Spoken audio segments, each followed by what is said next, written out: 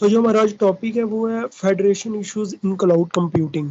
सबसे पहले हमें इश्यूज के ऊपर जाने से पहले before addressing the issues in federation cloud computing we need to shed some light on how it works and what is and its advantages when using. सबसे पहले तो हम ये बताऊंगा आपको कि क्लाउड फेडरेशन होता क्या है, क्योंकि क्लाउड फेडरेशन होता क्या है इसके बारे में मालूम होगा तो आगे जाके इसके इश्यूज के बारे में सही तरीके से बता पाएंगे।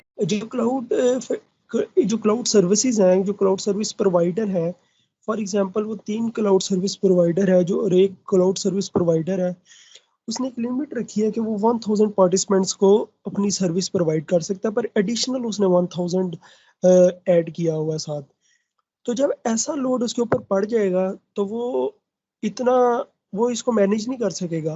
तो इसके लिए वो क्या करेगा कि वो एक दूसरे क्लाउड सर्विस प्रोवाइडर के पास जाएगा और उसे ये कहेगा कि वो इसको मैनेज करे, जिसके लिए वो उसे परचेज कर सकता है या उसे रेंट पे दे सकता है।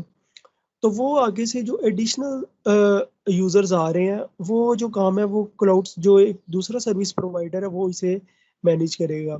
तो जो ये सारा प्रोसेस है इसे हम कहते हैं federation cloud computing. Cloud federation है वो इंटरकनेक्टेड क्लाउड सर्विसेज प्रोवाइडर है, वो जो बेसिकली ऑपरेट करता है सर्टेन स्टैंडर्ड्स को, or it offers a multiple provider infrastructure and makes sharing and collaboration easier across the organization. There are legislative constraints when it comes to the location of data storage. Cloud Federation aims to provide legislation compliant service for customers. तो cloud services होता है उसका M ये होता है कि वो जो कंप्लाइंट सर्विसेज कस्टमर को लेजिस्लेशन प्रोवाइड करे। इसके बाद हमारे पास आ जाते हैं इसके एडवांटेजेस में इसके पास हमारे पास सबसे बड़ी है कि जो असेस टू डाटा और रिसोर्सेज है वो वर्ल्ड वाइड होता है, और ये डाटा की मैनेजमेंट को इम्प्रूव करता है, सिक्योरिटी और प्राइवेसी को इम्प्रूव करता है, एनर्जी एफिशिएंसी इसमें बहुत ज़्यादा है, प्रोग्रामिंग मॉडल्स इसमें है।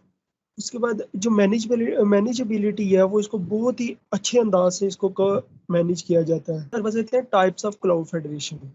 हॉरिजॉन्टल फेडरेशन हमारे पास आ जाती है जो कि क्लाउड के एक एक लेवल तक सिर्फ जो मुनहिसर करती है, सिर्फ एक लेवल तक, जैसे कि एप्लीकेशन स्टैक। और जो वर्टिकल फेडरेशन है वो मल्टीपल लेवल्स के ऊपर जो है वो मुनहिसर करती है। उसके बाद जो है 5 इश्यूज आते हैं जो कि हम फेडरेशन क्लाउड कंप्यूटिंग में फेस करते हैं, जिसमें सबसे पहला जो हमारे पास पॉइंट आ जाता है वो है application service behaviour prediction. It is important that the system should be able to predict the demands and the behaviour of the service. ये बहुत ज़्यादा इंपॉर्टेंट होता है कि जो सिस्टम है वो डिमांड और बिहेवियर की सर्विस को मैनेज कर सके। Only when it can predict, जो ये डिसीजन इतनी इंटेलिजेंटली और डायनामिकली लेता है स्केल को अप और डाउन करने के लिए, जो प्रिडिक्शन और फोरकास्टिंग मॉडल है वो उसको लाजमी पहले से पहले बिल्ड होना चाहिए। उसके बाद जो चैलेंज आता है इसको बनाने के अंदर, ऐसे मॉडल्स को तैयार करने के लिए जो स्टैटिस्टिकली फंक्शन स्टेबल हो डिफरेंट बिहेवियर के लिए, तो ये को रिलेट करता है डिफरेंट बिहेवियर ऑफ सर्विसेज के अंदर। उसके बाद हमारे पास दूसरा टॉपिक आ जाता है flexible mapping of service to resources. ये बहुत ज़्यादा इंपॉर्टेंट है कि जो एफिशिएंसी है उसको मैक्सिमाइज किया जाए, और ये कॉस्ट इफेक्टिवनेस होता है, यूटिलाइजेशन इसमें बहुत ज़्यादा हाई ऑपरेटिंग कॉस्ट और एनर्जी रिक्वायरमेंट्स होती हैं। सिस्टम है वो टेस्ट सॉफ्टवेयर कंप्यूट करता है, हार्डवेयर कॉन्फ़िगरेशन जो है वो भी बहुत मुश्किल होती है, जिसके रिजल्ट में complex process of mapping services to cloud resources हो जाता है। इसीलिए इसका टॉपिक का नाम है flexible mapping of service to resources.